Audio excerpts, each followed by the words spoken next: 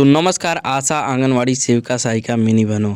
तो आप लोगों का बहुत बहुत स्वागत है इस नए वीडियो में, इस नए खबर में।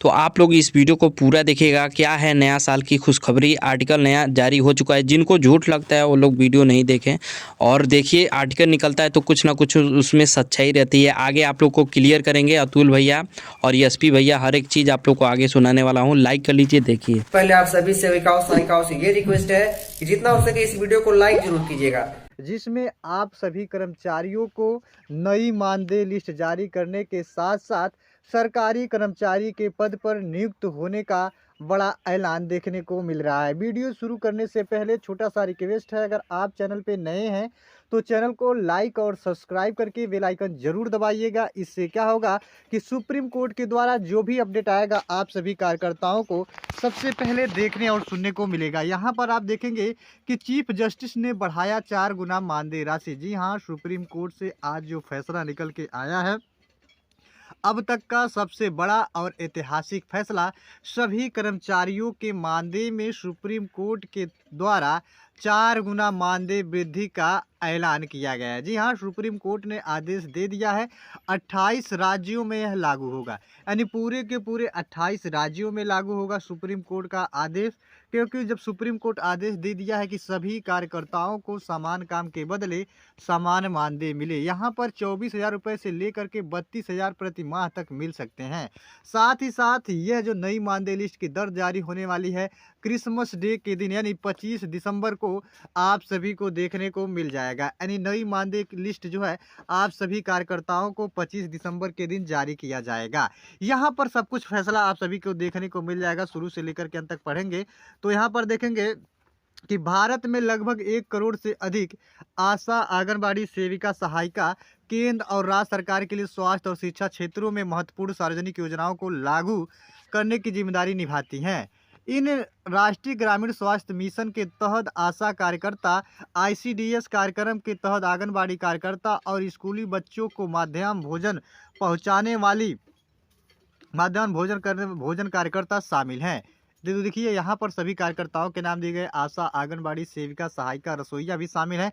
साथ ही साथ ये कार्यकर्ता जो लगभग पूरी तरह से महिलाएं हैं, इन्हें आवश्यक सेवाओं की रीढ़ है, लेकिन श्रम का व्यवस्थित और ब्याह शोषण किया जाता है। उन्हें सरकारी कर्मचारियों के रूप में मान्यता नहीं दी जाती है और उन्हें श्रमिकों के रूप में भी मान्यता नहीं दी जाती है। न्यूनतम मजदूरी से कम भुगतान किया जाता है और उनके पास कोई सामाजिक सुरक्षा या नौकरी की सुरक्षा नहीं होती है।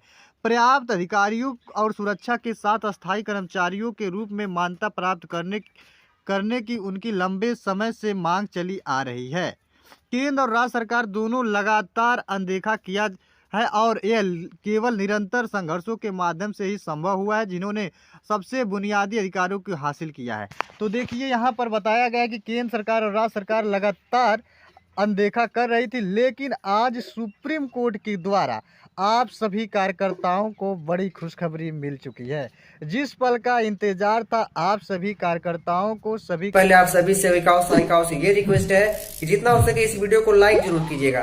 कार्यकर्ताओं को समान काम के बदले समान मानदेय मिला, साथ ही साथ अन्य सुविधाओं का लाभ मिला।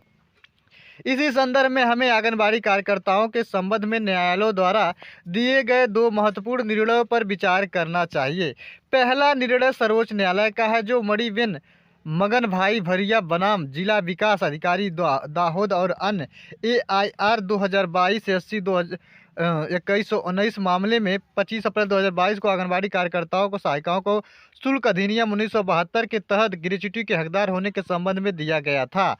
दूसरी ओर निर्णय है गुजरात उच्च न्यायालय का है, जो आदर्श गुजरात आंगनबाड़ी कार्यकर्ता संघ और बनाम गुजरात के और अन्य मामले में 2 अगस्त 2024 को दिया गया था।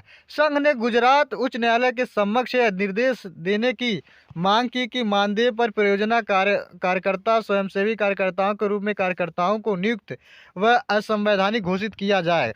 उन्होंने यह भी मांग की कि इन कार्यकर्ताओं को सेवा की नियमित किया जाए और उन्हें नियमित वेतन बैंड में रखा जाए और न्यूनतम मजदूरी निश्चित की जाए। इसके अतिरिक्त यूनियन ने अधिकारियों को उनके श्रमिकों की सेवा समाप्त करने को रोकने के लिए एक आदेश की मांग की थी, जिस पर आज सुप्रीम कोर्ट के चीफ जस्टिस माननीय सूर्यकांत जी के द्वारा बड़ा फैसला लिया गया है। सभी कार्यकर्ताओं को समान काम के बदले समान मानदेय देने का फैसला लिया है। सूर्यकांत जी का कहना है कि जो कार्यकर्ता विगत 10 वर्षों से अधिक अनुभव रख रही हैं, उन सभी कार्यकर्ताओं को नियमितीकरण के हकदार माना जाएगा। यानी 10 वर्षों से अगर आपका अनुभव अधिक हो चुका है तो आप सभी कार्यकर्ताओं को नियमितीकरण का हकदार माना जाएगा। आप सभी को सरकारी कर्मचारी का दर्जा हर एक राज्य देगी। साथ ही साथ 10 वर्षों से कम अनुभव रखने वाले उन कार्यकर्ताओं को जो है मानदेय बढ़ोतरी का लाभ दिया जाएगा। जो कार्यकर्ता लगातार अपनी सेवा शिक्षा विभाग और स्वास्थ्य विभाग में दे रही हैं। दोनों निर्णयों में आंगनबाड़ी कार्यकर्ता और सहायिकाओं के काम करने की चुनौतियापूर्ण परिस्थितियों की जांच की गई है और इस बात पर जोर दिया गया है कि केंद्र और राज्य सरकारों को कार्यस्थल पर निष्पक्ष और सम्मानजनक व्यवहार सुनिश्चित करते हुए कार्य स्थितियों को सुधार के लिए तत्काल उपाय करने की आवश्यकता है। तो यहाँ पर देखिए, पहले आप सभी सेविकाओं सहायिकाओं से ये रिक्वेस्ट है कि जितना हो सके इस वीडियो को लाइक जरूर कीजिएगा। सुप्रीम कोर्ट का जो आदेश है सभी कार्यकर्ताओं के हित में है। तीसरा फैसला देखेंगे सुप्रीम कोर्ट का क्या है, तो यह विशेष रूप से महत्वपूर्ण है क्योंकि इन दो निर्णयों से पहले सुप्रीम कोर्ट ने स्टेट ऑफ कर्नाटक और अन्य बनाम अमीरबी और अन्य 2007 SCC 681 मामले में फैसला सुनाया था कि आंगनबाड़ी कार्यकर्ताओं को सिविल पदों के धारक नहीं हैं। ये दोनों निर्णय कानून के विकास पर कार्य करते हैं और आंगनबाड़ी कार्यकर्ताओं की स्थिति को नए सिरे से परिभाषित करते हुए उनके अधिकारों की पुष्टि करते हुए यह निर्णय सुप्रीम कोर्ट ने लिया था। आज के डेट में आप देखेंगे तो सुप्रीम कोर्ट का जो आदेश है सभी कार्यकर्ताओं को, चाहे आप संविदा कर्मचारी हो या आउटसोर्स कर्मचारी हो, वेतन भोगी हो, अंशकालिक हो, ठेका प्रथा के कर्मचारी हो, यानी किसी भी पद पे अगर आप काम कर रहे हैं तो आप सभी कार्यकर्ताओं के लिए जो है समान काम के बदले समान मानदेय देने का निर्णय सुप्रीम कोर्ट ने दिया है। आगे देखेंगे कि विकास पर मंच करते हुए आंगनबाड़ी कार्यकर्ताओं की स्थिति को नए सिरे से परिभाषित करते हुए उनके अधिकारों की पुष्टि किया है और इन निर्णयों का उनके प्रभाव का अध्ययन करना अत्यंत आवश्यक है। न केवल आंगनबाड़ी कार्यकर्ताओं के अधिकार बल्कि समग्र रूप से योजना कार्यकर्ताओं के अधिकार भी हैं।